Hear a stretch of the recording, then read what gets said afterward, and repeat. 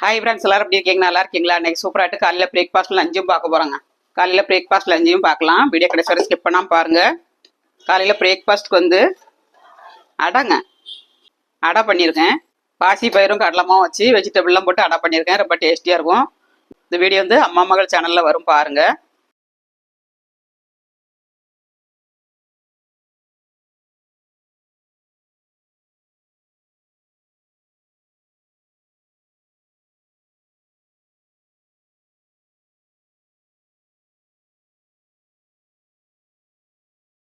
சுட சுட சோறு,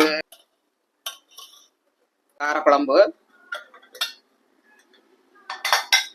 அப்புறம் கீரை கடைஞ்சிருக்கேன்.